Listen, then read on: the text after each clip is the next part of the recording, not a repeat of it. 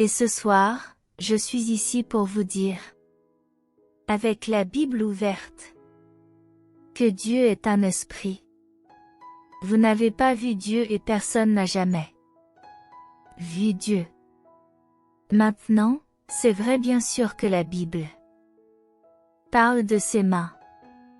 Mais c'est juste une manière de le rendre compréhensible. Pour nos esprits limités, que Dieu est très puissant. Il est vrai que la Bible parle parfois de ses yeux, mais c'est juste une manière de le rendre compréhensible. Pour nos esprits limités, qu'il voit tout. Il est vrai que la Bible parle de sa bouche, mais c'est juste une manière de le rendre compréhensible. Pour nos esprits limités, que Dieu parlait, se révèle. Musique. Dieu est un esprit, il n'a pas de corps. On ne peut pas le peser. On ne peut pas le mesurer. On ne peut pas le toucher, on ne peut pas le ressentir. Il est un esprit. Et Dieu est un esprit personnel. Musique. Qui est Dieu? Parce qu'il n'est pas quelque chose. Il est quelqu'un. C'est pourquoi Dieu a des noms, et le nom le plus connu de Dieu est bien sûr Yahvé. Jéhovah. Ce qui est simplement la façon anglaise d'écrire le nom qu'il s'est révélé quand il a parlé à Moïse. Au buisson ardent. Je suis celui qui suis. Dieu est quelqu'un. C'est pourquoi plusieurs fois dans la Bible, nous lisons que les gens sont devenus ses amis, et qu'il devient le leur. Et c'est pourquoi du début de la Bible à la fin, nous lisons que Dieu peut être connu. C'est le grand Dieu que nous trouvons dans les Écritures.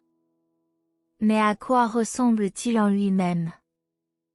En ce qui concerne l'espace, Dieu est partout. Ne remplis-je pas le ciel et la terre, dit le Seigneur? Jérémie 23h24. Dieu est partout. Et ce que cela signifie bien sûr, c'est que Dieu n'est absent nulle part. Et cela signifie que Dieu, dans toute sa gloire, tout son être, toute sa majesté, toute sa pureté, toute sa puissance, tout ce que Dieu est en tout lieu à tout moment. Et en tout lieu. En ce qui concerne l'espace, il est partout.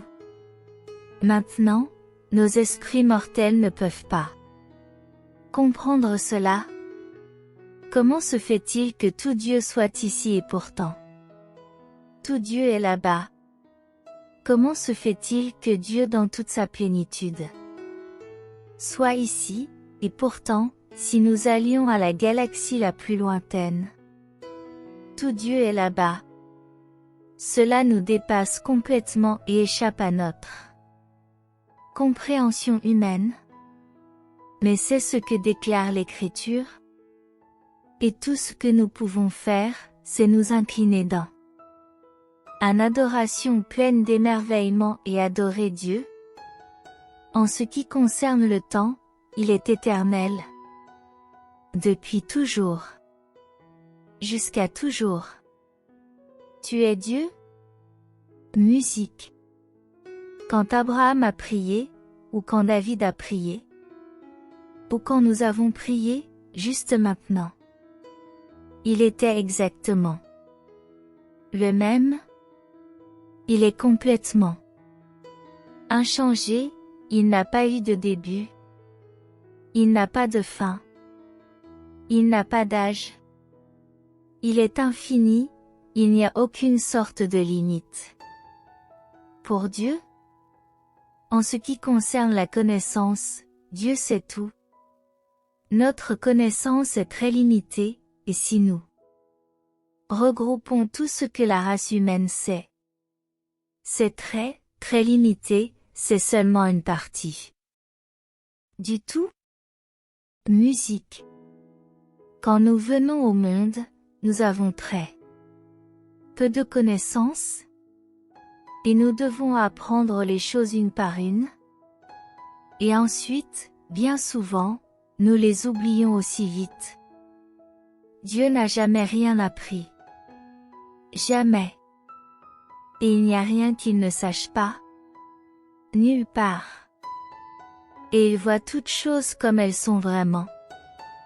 Et il voit toutes choses comme elles sont vraiment. Tout le temps, et nous lisons dans les Écritures, dans le psaume 147, son compréhension est infinie. Et cela signifie bien sûr, si vous n'êtes pas converti, qu'il est impossible de tromper Dieu, vous ne pouvez pas lui mettre la laine sur les yeux, vous ne pouvez pas faire en sorte que les choses soient différentes de ce qu'elles sont. Vraiment. En ce qui concerne la puissance, il fait tout ce qu'il veut. Le psaume 115, 3 dit qu'il a fait tout ce qu'il a voulu. Et nous lisons dans le livre de Daniel, Psaume 115, 3. Agit selon sa volonté, dans les armées des cieux et parmi les habitants de la terre. Personne ne peut retenir sa main, ni lui dire, qu'as-tu fait? Nous lisons dans le livre des Éphésiens, il travaille toutes choses selon le conseil de sa propre volonté. Musique. Mais même le mouvement d'un insecte, même le souffle du vent. Et écoutez, même ce que les méchants font. Musique. Chaque détail fait exactement ce que Dieu avait prévu, sans qu'il soit méchant d'aucune manière. À quoi ressemble ce Dieu? Ce Dieu éternel, quel genre de Dieu est-il? Ce Dieu qui est un esprit. À quoi ressemble-t-il? Dieu est saint. Et la Bible nous dit qu'il est saint. Nous avons lu tout à l'heure que Dieu est lumière. Et en lui il n'y a aucune ténèbre du tout. Maintenant, en présence de Dieu, nos merveilleuses créatures n'ont jamais péché. Et pourtant, il y a quelque chose de différent à propos de Dieu, qui est si splendide, que ces créatures qui n'ont jamais péché ne peuvent même pas regarder Dieu. Parce qu'il est saint, le mot saint signifie être coupé. Et Dieu est coupé. De toutes ces créatures, il est complètement différent. Et séparé de toutes.